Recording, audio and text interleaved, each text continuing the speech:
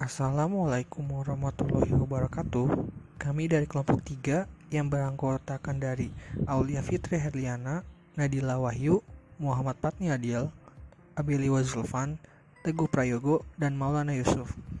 Di sini kami dalam rangka memenuhi tugas UCP 3 Praktikum Sistem Informasi Akuntansi.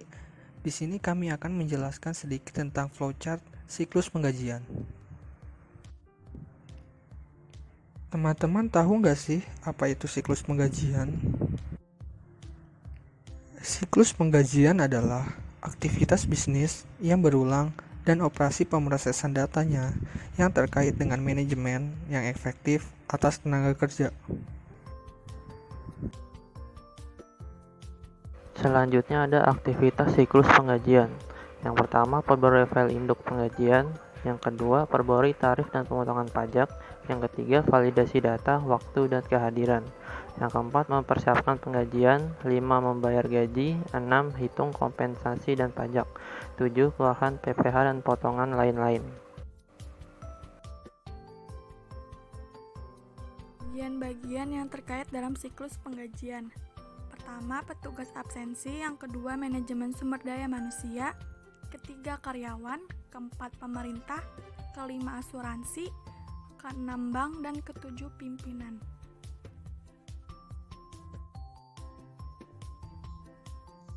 Data-data yang dibutuhkan dan dihasilkan. 1. Daftar absensi dan lembur karyawan. Kedua, daftar gaji dan lembur karyawan. Ketiga, daftar pajak penghasilan terutang. Keempat, daftar asuransi dibayar di muka. Kelima, slip penggajian. Keenam, slip pajak penghasilan. Ketujuh, slip asuransi.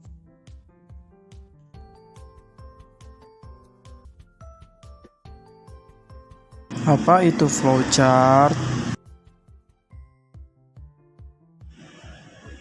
Flowchart adalah sebuah jenis diagram yang menampilkan langkah-langkah dalam bentuk simbol-simbol garis dan urutannya dihubungkan dengan panah.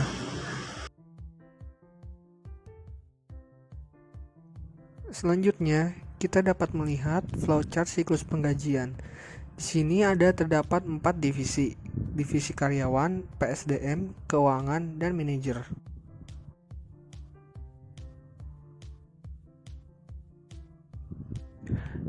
Yang pertama, karyawan menyiapkan data diri secara manual untuk membuat dokumen sebanyak 2 lembar, di mana lembar pertama akan dikirimkan ke divisi PSDM dan lembar kedua sebagai dasar melakukan presensi yang akan dilakukan dan diserahkan ke PSDM. Kemudian melakukan presensi secara manual, lalu membuat dokumen hasil dari presensi yang akan diserahkan ke bagian PSDM.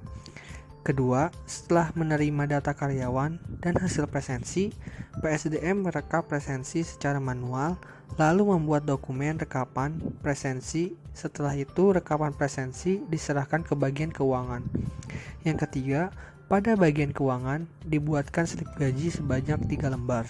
Yang pertama menggunakan manual, kemudian membuat dokumen sebanyak 3 lembar, di mana slip gaji pertama sebagai dasar keuangan pembuatan laporan penggajian, yang kedua sebagai arsip, dan ketiga akan diserahkan ke manajer. Yang keempat, laporan penggajian sebanyak 3 lembar, di mana lembar pertama akan diarsipkan, lembar kedua diberikan kepada manajer, lalu membuat validasi slip gaji secara manual, kemudian membuat dokumen 2 lembar slip gaji yang telah divalidasi, di mana slip pertama akan diarsipkan, sedangkan slip kedua akan diberikan ke divisi PSDM yang akan diserahkan ke karyawan. Manajer juga menerima laporan penggajian dari bagian keuangan yang telah diproses. Slip gaji yang telah validasi diserahkan bersama dengan uang atau gaji oleh divisi PSDM. PSDM selanjutnya akan memberikan ke karyawan beserta slip gaji. Sekian dari kelompok kami. Terima kasih.